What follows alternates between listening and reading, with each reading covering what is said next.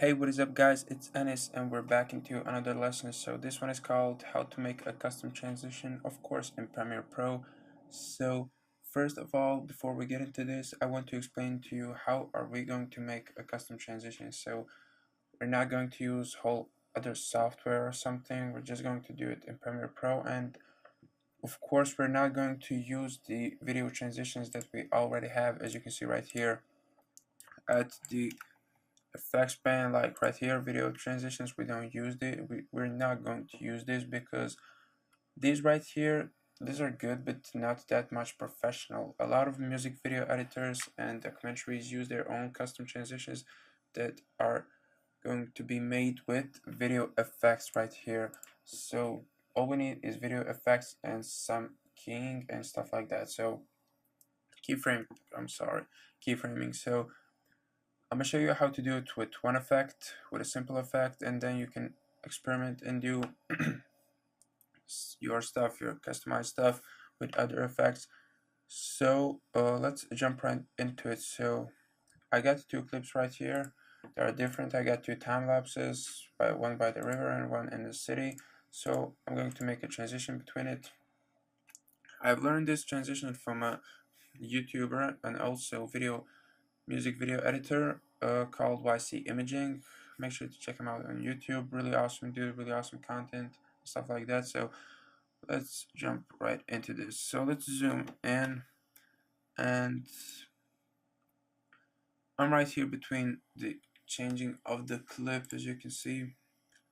So the first thing that I'm going to do is I want to separate 10 frames from the first clip right here where they separate.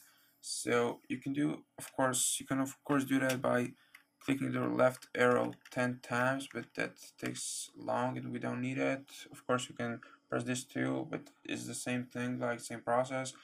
The shorter way we can do it is holding shift and pressing the left arrow. By doing that, you're going to separate 5 frames by just one click. As you can see, separate 5 frames and another 5 frames.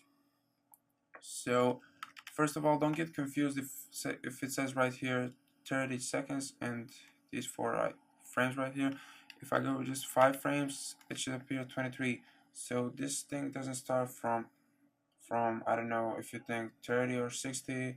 It starts from 24. So 24 frames is 1 second of pictures. So I've just separated 5 seconds. Let's hold shift and separate another 5 seconds and use the razor tool on the shortcut C and cut this out right here. Let's bring it back to the normal one and zoom in right here. So the second thing that I want to do is I got this clip right here that I will be making a transition on. We actually don't need the second clip, we just need the first one. The thing that we're going to do is we need to copy this video layer right here. We need to copy it. So there's an easier way. You don't need to go to edit and copy and stuff like that. You can just do it like this, like hold alt and drag it up, drag it at the top of this clip right here. So now you got two of them same copied on top of each other. So let's click on the top one, on the first one on the top, like just click on it, and the thing you need to do is right click it and go to speed to slash duration, like this option right here. Click on this and it's your personal preferences. We're going to speed up the clip. I like to do it at 200. You can also do it at 300. If your transition is going to be longer, you can go into 5 or 400, but I'm gonna keep it at 200.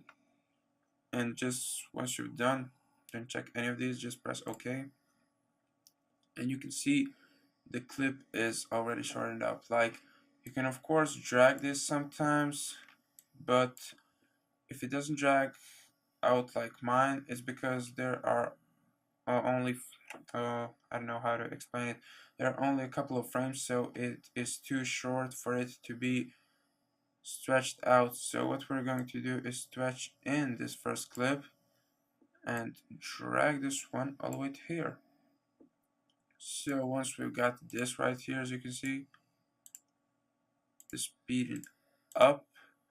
Let's go back to this one, to the start, and go now to effects. So we're going to use effects to create the transition, as I said. So let's search up brightness and contrast. It should pop up right here under video effects and color correction.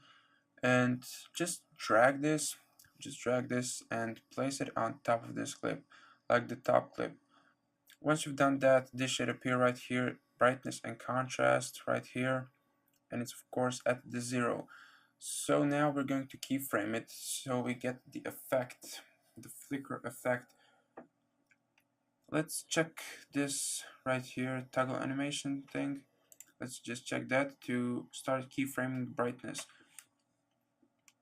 So as you can see, as soon as I press this, I got a keyframe right here and it's on 0. So keep that at 0 and move one frame to the right.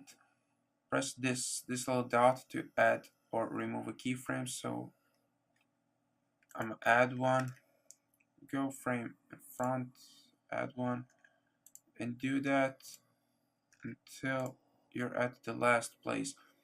So go back to the first frame, like right here, and keep this one at 0. So keep the first one at 0, move up, get this at all the way to the up like 100, move another keyframe, keep this at 0, move another frame 100, move this, keep this at 0 also, and the last one should be at 100. Oops, keep this at 100. So every second one is at 100, so we get the flicker effect, like all the keyframes between are at 0, so we can get this flicker trapping effect of brightness and contrast, of course. But now let's check out what we've turned out with by going right here, like right here, start. And as you can see, by moving frame by frame, we got none right here, we got a flicker right here, and it's switching on to the other scene. So this is really used in music effects. Believe me, it looks simple, but it's really used in music effects and stuff like that. Of course, you can check this one at the first one at 100 and do the second one with 0, so you get more flicker effects and stuff like that.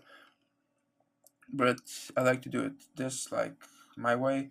And let's check out, of course, for the first time this should bug a little bit and lag, but don't worry, we're going to replay it a couple of times so you can check out the final product. And as you can see, this little flicker effect made a really awesome looking change at the video.